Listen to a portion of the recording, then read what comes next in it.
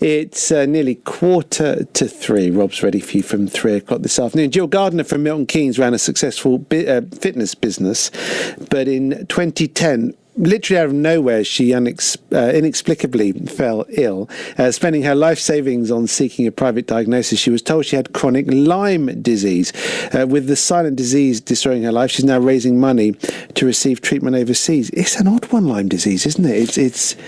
Yeah, it's really odd. If that's I don't know if I want to use that word. Complex, I think, is probably a better description. And only in the last decade really coming to our attention on a national level. Yes, and I think that's probably largely down to social media and the fact that people can communicate to others, and we're discovering, we're connecting with other people. We're starting to put the dots together.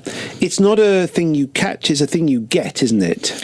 Yeah, so essentially the main way of getting Lyme disease that we know of is through ticks, although research needs to be done because they're actually saying that there are other ways that you can get infected. But yeah, at the moment, the most common way is through a tick. Well, would this mean that at some point you remember being bitten? No, that's not the case at all. They say that 50% or more cases don't actually get a rash, and you don't feel the bite because often the tick can be the size of a poppy seed. So if you get that in your hairline or in the crease somewhere, you might not know that you've been bitten.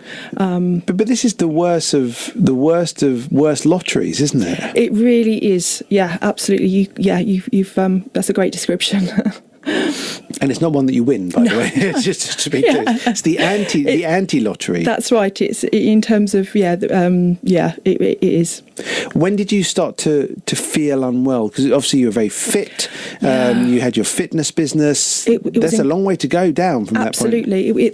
It was. It's like fatigue I've never had in my life. I was teaching 30 hours a week of fitness, and this summer I just literally, it was like I was knocked down by a bus, and I was laid up for about 6 weeks, and I just thought, well, it must be a virus or a flu or something. Did they talk about ME and fibromyalgia? The doctors would just say, yeah, it's a virus, and they look at you, you're fit and healthy, all your blood pressure and everything's fine, go home and you'll get over it. And I thought I went back to work, I tried to pick up my teaching again, but I was never the same, and I'd have episodes that would keep occurring, and the symptoms would just change every time. It was so it sort of mutates as it goes. Yeah, that's right. It migrates around the body. You get different things come up at different times. It confuses the hell out of you. That's again what makes it so difficult for you to be able to kind of pinpoint what it is. Yeah. What happened next? At which point did someone actually say, okay, this is what it is? My goodness. So it took another 7 years of going backwards and forwards to the GP, to specialists, to all sorts. I mean, it's really tragic how we get treated when doctors and specialists can't find something wrong. Rather than say, we can't find something wrong at this stage, they will just deny that there's anything wrong. Why is it at this stage so hard to work out what it is? Because the tests that they have just aren't sufficient enough. They're not sensitive enough. There's not enough research being done. The GPs aren't being trained. There is a course that GPs can take online, and only less than 3% of GPs have taken that course. The current NICE guidelines, they dictate that the GPs have to treat it in a certain way. And again, if you haven't got a positive test result on the NHS, you've got absolutely no hope of getting anywhere. And even if you've got a positive test result, if you have the standard treatment, which is sort of 2 weeks of antibiotics. Yeah, so what is that? So 2 weeks of antibiotics. But if you've had it any length of time, then the chances are that the antibiotics won't do anything for you. And of course, if you then go on to have persistent symptoms, which most people do, they will deny that there's anything wrong. It can't be Lyme. We've given you antibiotics, so it must be something else. You must have post-viral Lyme or chronic fatigue or ME, or give some other wastebasket diagnosis, which is what I had for 7 years. When you finally got the diagnosis, serious as it was, bit of a relief as well, no? It was a bittersweet pill, really, because by then I'd already done a bit of research. I'd had 3 specialists that had clinically diagnosed me, so based on my symptoms, had strongly pinpointed Lyme. So I'd already kind of had a bit of time to research and understand what it was. And you were funding this yourself, weren't you? Yeah, I was funding this myself. And but of course, once I found out exactly what it was, and it's like going into Pandora's box. It's a horror story. And the longer you've had it, the more difficult it is to treat. Right. Why is that? Because it's systemic. There's a slow-growing bacteria.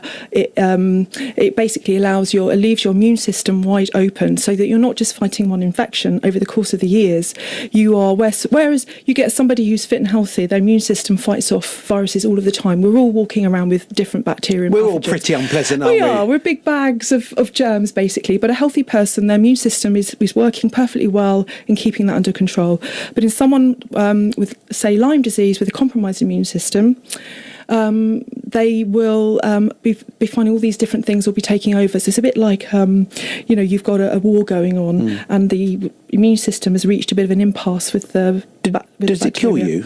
Well, it can do. There are people that tragically die of complications from Lyme disease, but actually the biggest cause of death is suicide.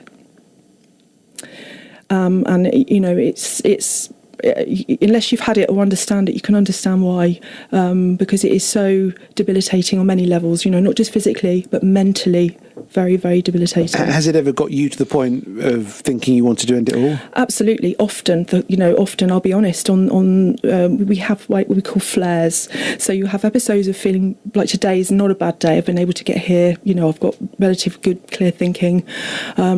But that's few and far between. And on those bad days, you could spend weeks at home not seeing anyone, not really going out. You've got children there, haven't you? I have got two. Luckily, they're now 18 and 19, so they're quite independent.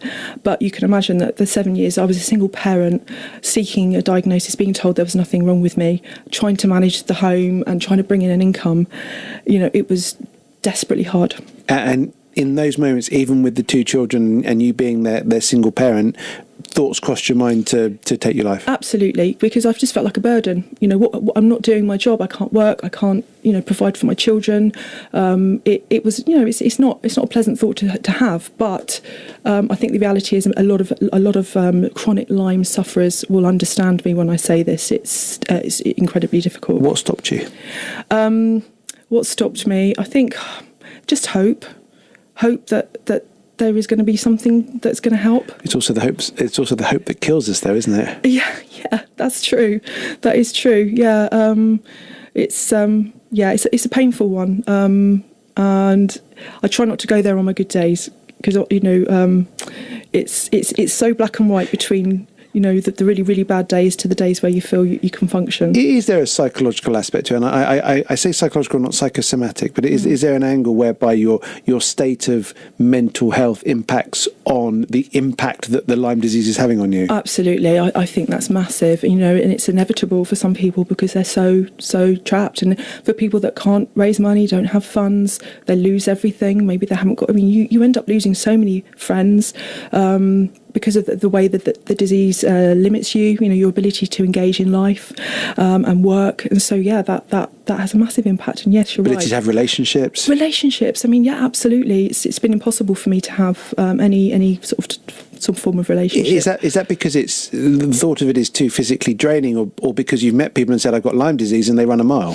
Rarely do they run a mile, which is, is really humbling. It's very rare that's happened, but it is mostly because you haven't got the energy to engage very much and participate in the things that they want to participate in. And also, it's very hard for someone else to understand when you look relatively well, to really understand what you're going through and what your life looks like.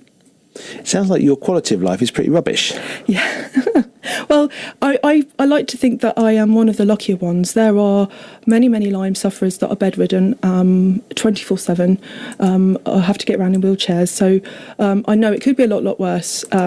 But it's all relative. And given that I used to be able to run around and teach fitness, and then suddenly I struggle to find, I can't climb a flight of stairs without having to stop. It's not easy.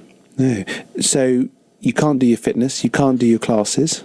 No. None of that has given you a reservoir that you can tap into? I think, I'm fortunate in as much as that probably that past history of having fitness has enabled me to maintain a certain degree of mobility and things like that. So on my good days, I can walk, I can go to the sauna, I can stretch and do a little bit of yoga, for example. But obviously for me, compared to what I used to be able to do... It's nothing, yeah. What are you trying to raise money for? So I'm hoping to get to start some treatment.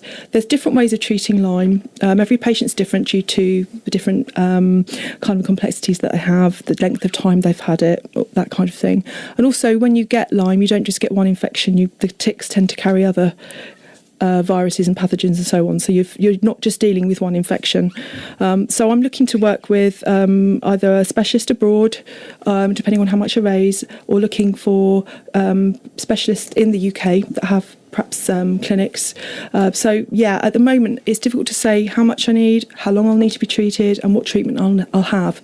It's one of those where you start the treatment and then build on. I was looking at your GoFundMe web address, and I was trying to work out what Jilly Bean Shield is, and then I realised it's Jilly Beans Healing Fund. Yes. It's quite a mouthful, isn't it? So if you go to gofundme.com and do a search for Jilly Beans Healing Fund, you'll be able to find out more about Jill's fundraising efforts. What are you up to so far?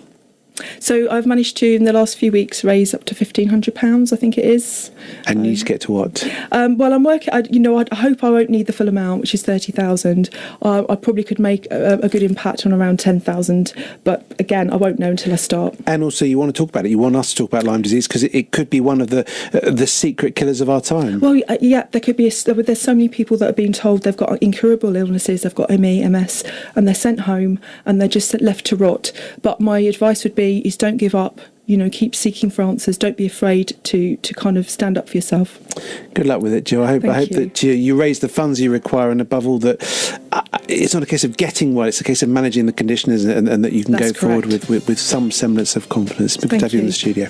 There's Jill Gardner talking about Lyme disease. Sounds like a horrid condition. Horrid condition. Very pernicious and devastating, especially if, like Jill, you were a fitness instructor. Imagine that.